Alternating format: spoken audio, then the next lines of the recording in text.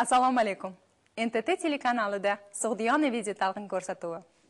Loyiha haqida batafsil gapirmayman, lekin shuni aytib o'tishim kerakki, u barcha ayollarga bag'ishlanadi. Yana bir gap, qog'oz bilan qalam sizga ish beradi. Boshladik. Homiladorlik payti homilaning ko'p harakatlanishi, betoqat bo'lishi ayolning kamqonligi oqibatida kelib chiqqan asoratlardan biri hisoblanadi. Ko'proq shu onam aytadigan allalardan ohangini chiroyli qilsangiz bolalarga yoqadi. Ovqatlantirayotganda siz nimalardan foydalanasiz? Ya'ni qo'shuvchidan, butilkadan, piyoladan. Mendan yaxshi ota chiqar ekan. Ertalab bolalarimga qashiq berdim. Har xilidan qilib berdim yana. Demak, hozir bu ko'rsatadigan mashg'ulotim ham barmoqlar bilan o'sha qo'limizni qirqgan holda ishlaymiz. Bu do'stlik dengizi deb nomlanadi. Hozir onasi shu davlat ishida ishlagan tufayli bularni bog'chaga, maktabga olib borib kelish o'z zimmamda.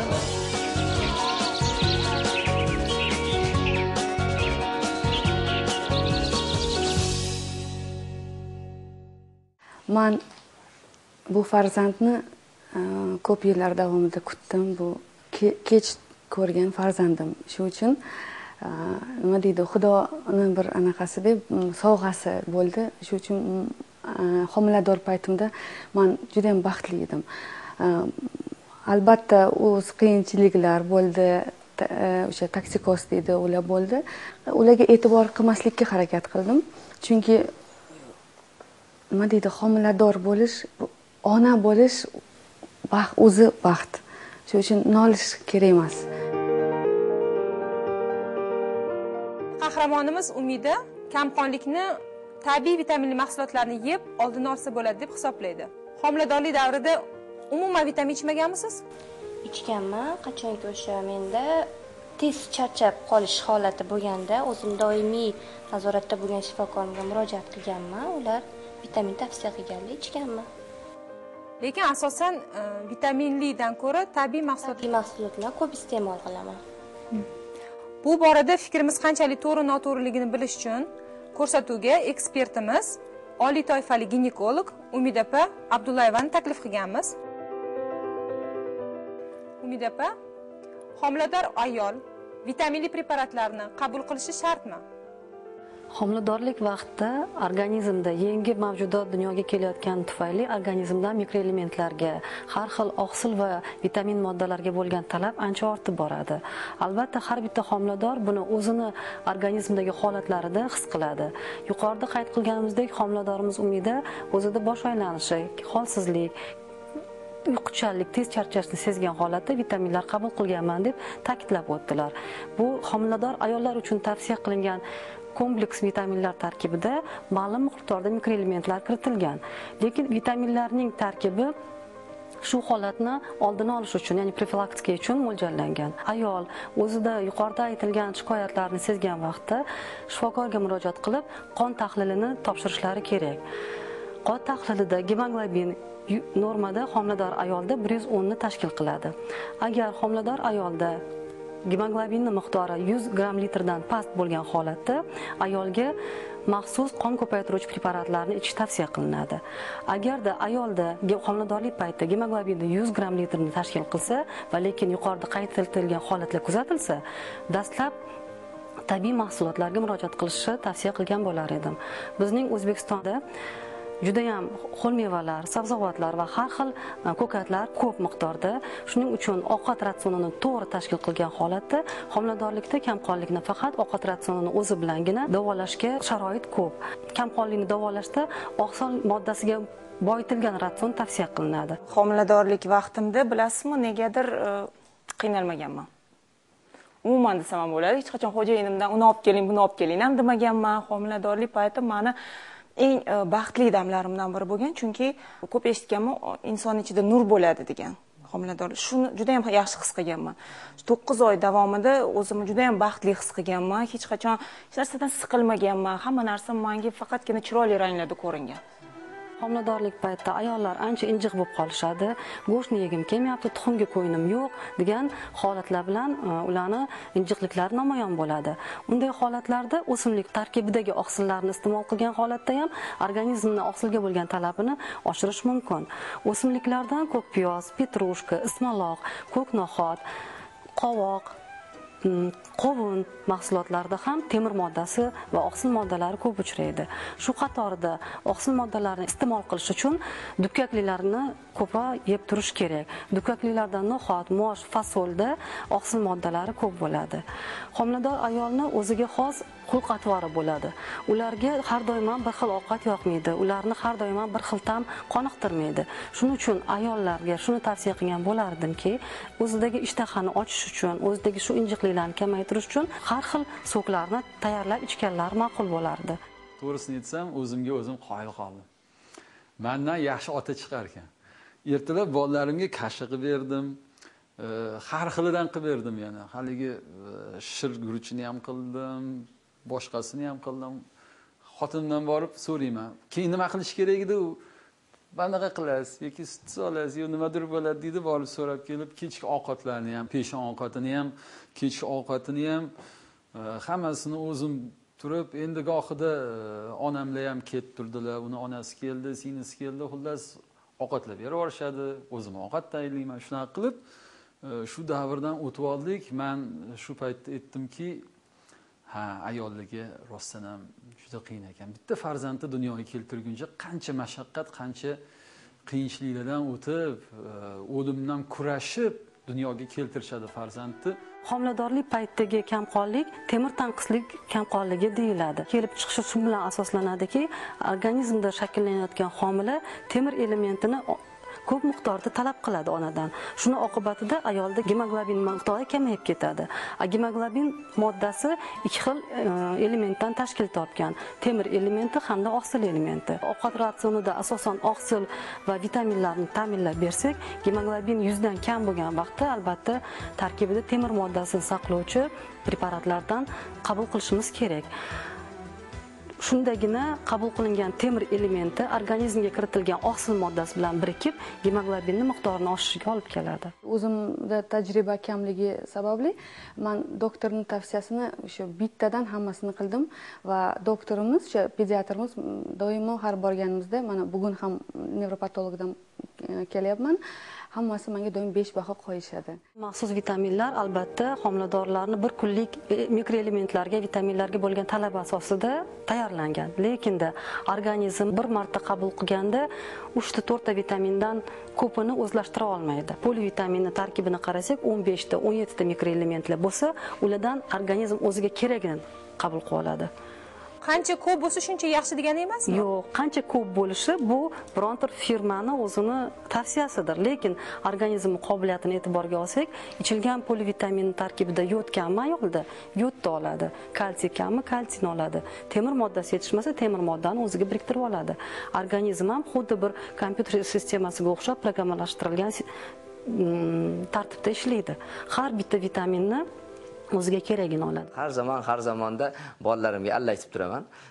Bolalarim juda uxlamay qolgan paytda meni qo'limga tushsa tez uxlaydi, chunki mana o'sha olib endi sportning ham foydasi bor-da, bemalol belni qimirlatib, xuddi hayinchalayda uchirgandek xohlagan shaklda bolalarimni uchirib alla aytaman. Ko'proq shu onam aytadigan allalardan ohangini chiroyli qilsangiz bolalarga yoqadi. Alla aytay jonim bolam, orom olgin alla. Men o'rnimga onangdan o'zing qasdim olgino alla deb hazillam qilib turaman.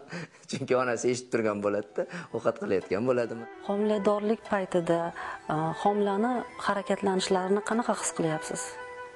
Harakatlanishlarini yaxshi, ba'zida o'zim kuzatib ham turaman. Harakatlanishlari yaxshi lekin. Homilangizni har doim bir me'yorda, bir xil harakatlanishini his qilasizmi yo ba'zida sizni nazaringizda homila betoqat bo'lib, ko'p qimirlayotgandek holatda bo'ladimi? Ba'zida ko'proq qimirlaganda seziladi o'zimga. Homiladorlar ko'p murojaat qilishadi. Meni homilam rosa ko'p qimirlaydi. Sho'x bo'lsa kerak deb shuni o'zligicha talqin qilishadi. Lekinda homiladorlik paytida homilaning ko'p harakatlanishi, betoqat bo'lishi ayolning kamqonligi oqibatida kelib chiqqan asoratlardan biri hisoblanadi.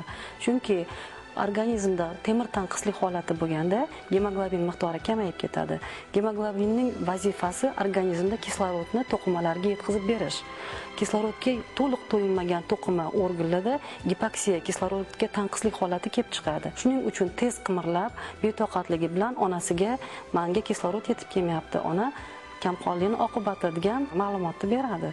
Shuning uchun homila tomonidan ham homiladorlik paytida kamqonlikni o'zini asoratlari kuzatiladi. Kamqon ayolda homilaning sust rivojlanishi, tana vaznini sust yig'ishi, o'sishdan orqada qolib boshlashi holatlariga olib keladi. Bundan tashqari kamqonlik holatida yo'ldosh to'qimalarini, yo'ldosh qon tomirlarini organik o'zgarishlarga uchrashi oqibatida homila bilan yo'ldosh o'rtasida qon aylanishini buzilishiga olib keladi va natijada tug'ilgan bolamizda ham tug'ruqdan keyin o'sish jarayoni, harakatlanish jarayoni susayadi va borib homila bola katta bo'lib boshlagandan keyin aqlan o'zlashtirish qobiliyatini ham susayishiga olib keladi. Shuning uchun har bitta homilador o'zidagi kamqonlik holatini qay darajada bolasiga jiddiy asoratlarga olib kelishi mumkinligini bilib turib, o'zida kamqonligini davolashga jiddiy qarashlarini so'ragan bo'lar edim. Ekspertimizni maslahatlariga quloq soldingiz, fikringizni qay darajada o'zgartirdingiz? Vitaminlarga nisbatan. Bularni fikrlari yoqdi. Menimcha, o'sha tabiiy narsalar bilan bu preparatlarni bir xil olib borish kerak deb o'yladim. Shifokor maslahatiga binoan.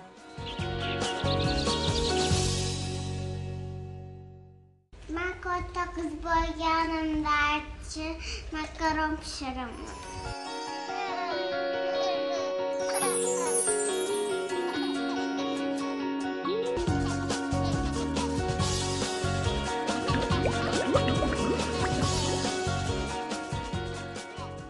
E'tiboringizda Sug'diyona video talqin dasturi. Ayol o'zi ona bo'lgandagina onasini tushunadi deyshadi. Rostdan ham onalik maqomiga erishgach, bu borada ko'plab qoidalar borligini tushunamiz. Ba'zida xatolar ustida ishlab, tajriba orttirishga to'g'ri keladi. Biroq, har doim ham to'g'ri yo'l tutarmikanmiz? Navbatdagi qahramonimiz farzandini qo'shimcha ovqat bilan ovqatlantirish borasida xatoliklarga yo'l qo'yishni istamaydi.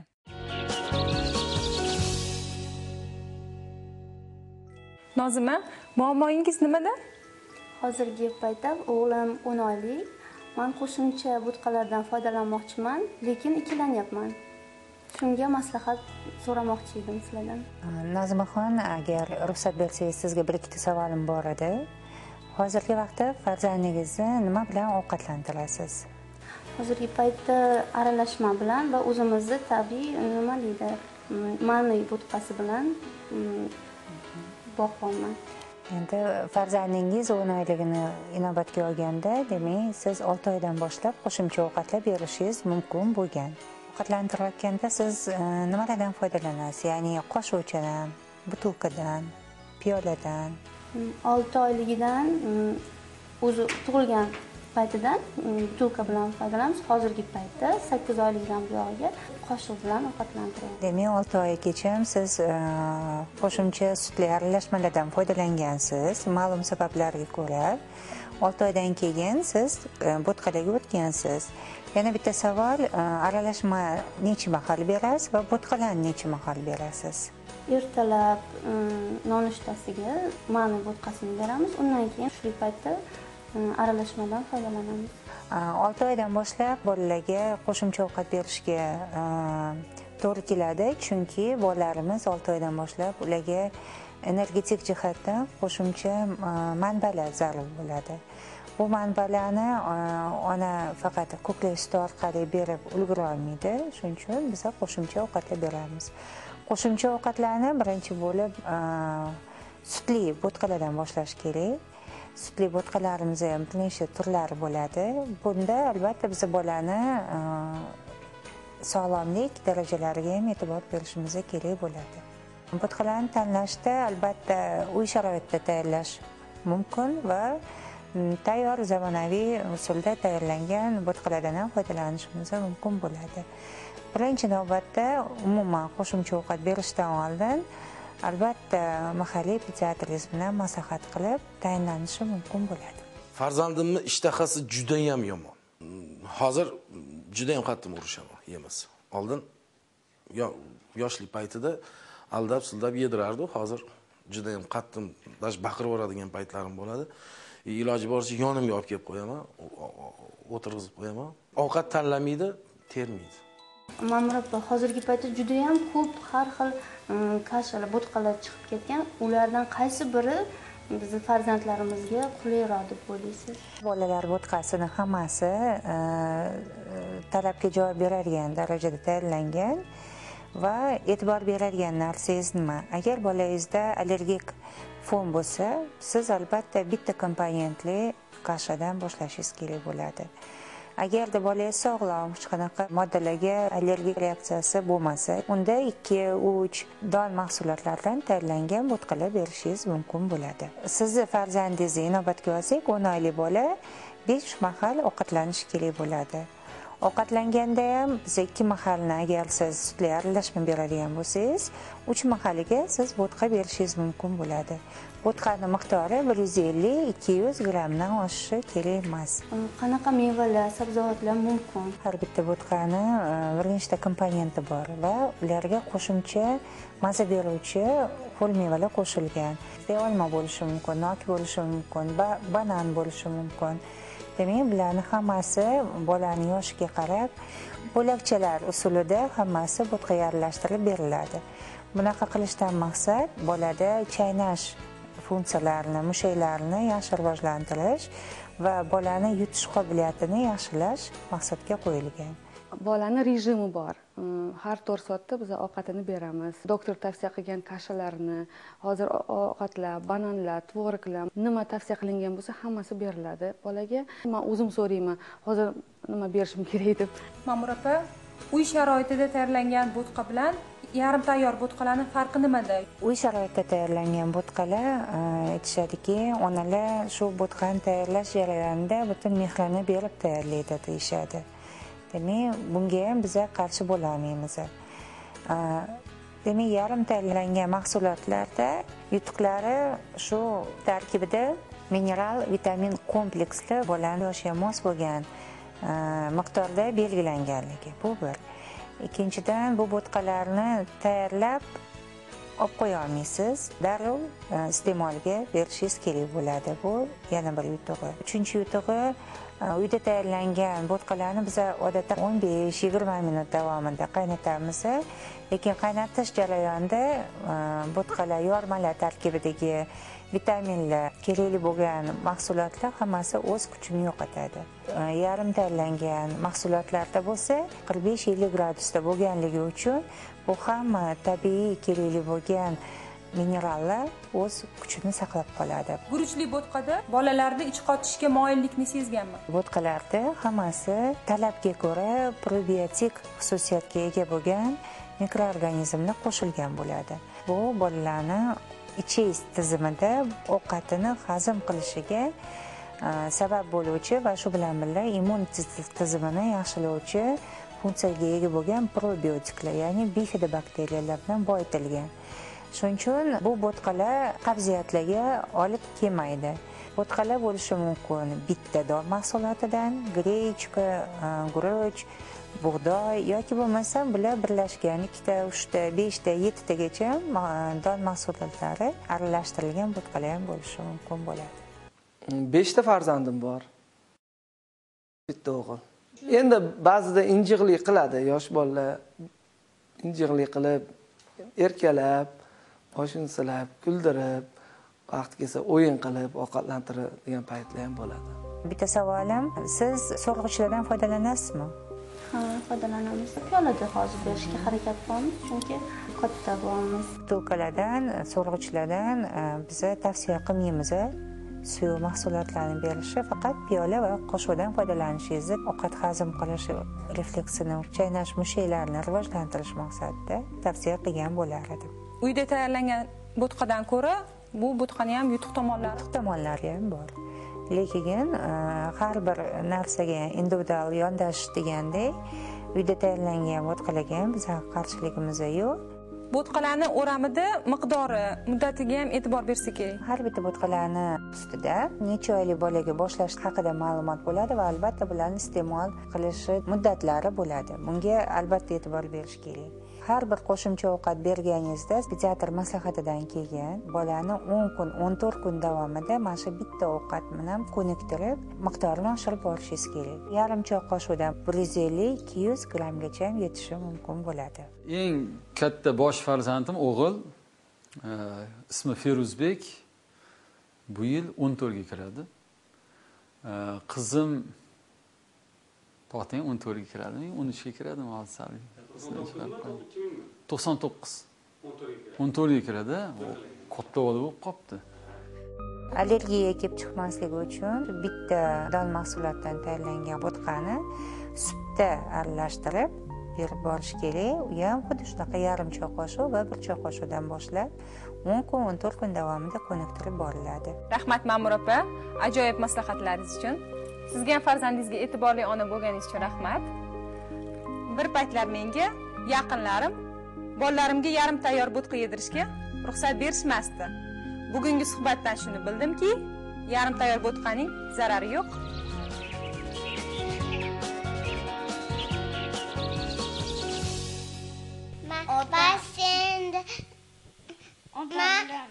Mani odam tushiradilar, keyin men qo'rqaman. Men qo'rqaman, ko'ko buvamlar bilan borgan edim, qo'rqib ketdim.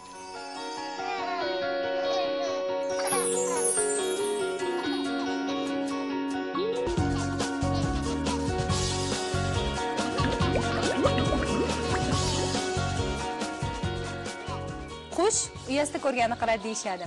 Lekin ba'zi oilalarda ota-onaning ahilligini ko'rib voyaga yetsa-da, farzandlar o'zaro chiqishmaydi.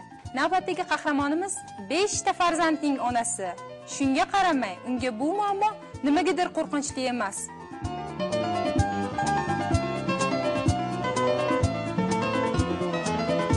Bolani xarakterini yomon tarafga o'zgarishiniga menimcha shu ota-onalar ham hissasi bo'lsa kerak deb o'ylayman. Chunki masalan bizning oilamizda mana ketma-ket ikkita kichkinasi 1,5 yosh orasi adasi kelib o'pib quchoqlasalar, ana undan 1 yosh kattasi sekin qarab turadi chetda. Meni ham chaqirarmikanlar yo chaqirmasmikanlar deb. Keyin o'sha paytda eslariga tushsa o'zlari bo'lmasa sekin imlab qo'yaman-da, chaqirib uni ham baravarlik. Chunki u ham xoli edi-da. Shunaqa payti uni ham hozir.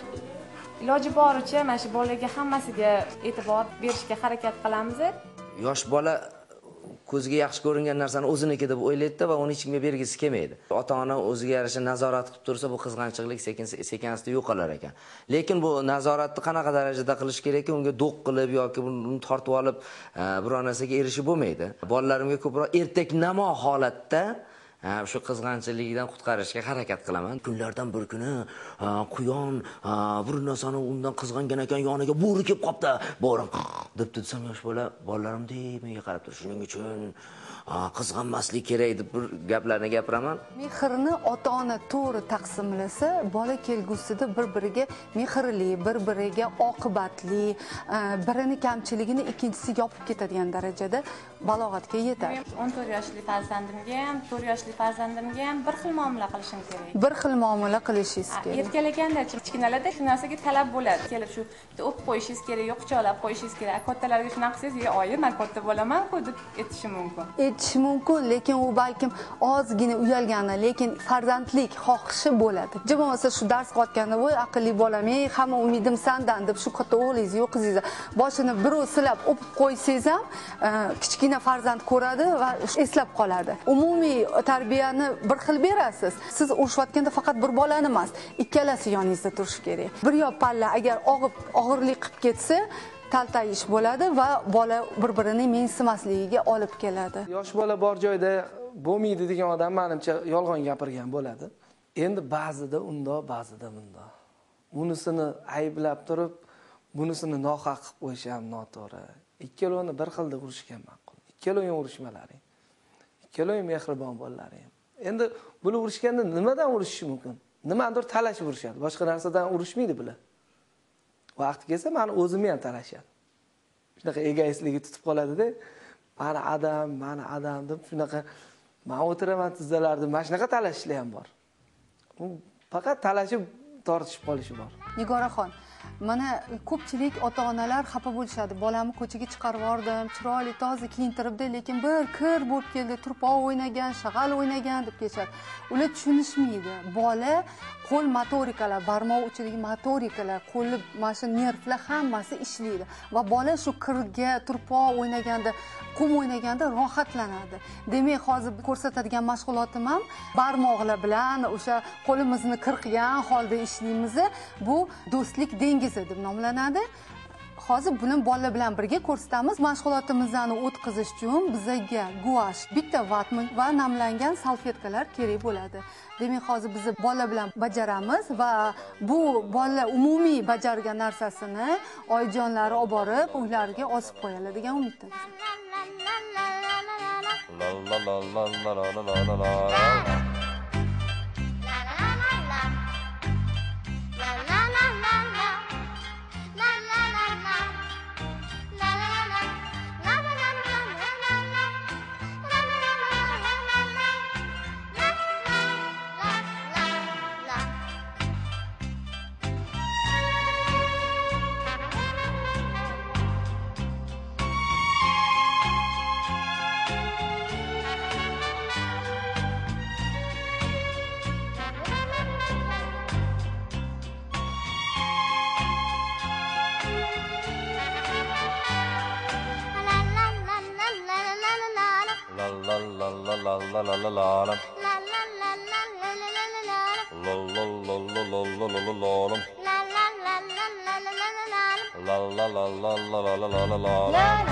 Mani opam bor. Oti nima? Ezoza. Men urishadi faqat. Men ko'rib chiqqan ustiga bir narsa taqib yuboraman. Keyin opam jemperini kiyaman. Keyin kiyimini berib yuboradi kichkina bo'lganda.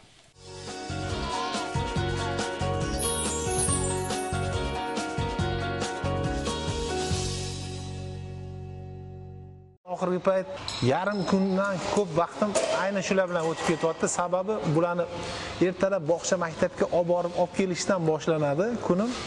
Va mana hozir ko'rib turganinglardek, mana shu sport zalda fitnes bilan oilaviy shug'ullanib kelmoqdamiz, muntazam. Hozir onasi shu davlat ishida ishlagan tufayli bularni bog'chaga, maktabga olib borib kelish o'z zimmamda.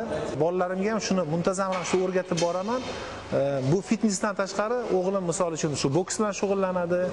Har bir inson uchun menimcha sport juda ham kerak deb o'ylayman.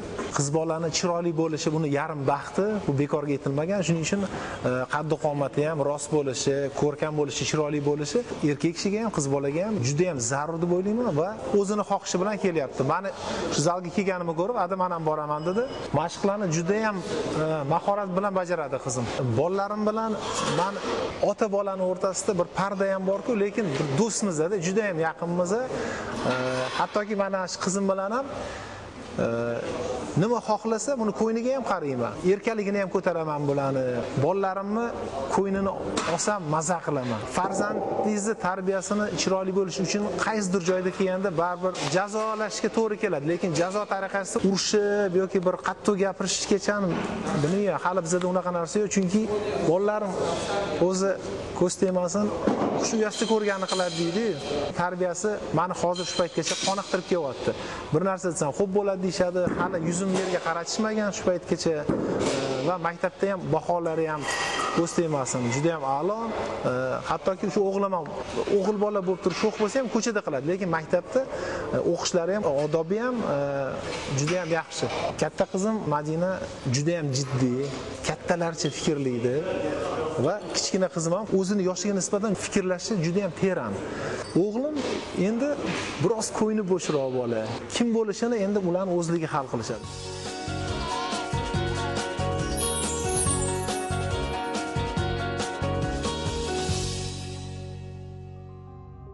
Kundalik tashvishlardan charchab uyga kelganingizda, ostonada sizni farzandingiz kutib oladi. Uning shirin tili bilan gapirgan gaplarini eshitib, hayotning asl mazmunini tushunasiz. Shunday ekan, farzandingiz bilan bog'liq mas'uliyatni unutmang. Oilangiz, yaqinlaringizni asrang. Bu Sug'diyona video talqin ko'rsatuvi edi. Omon bo'ling.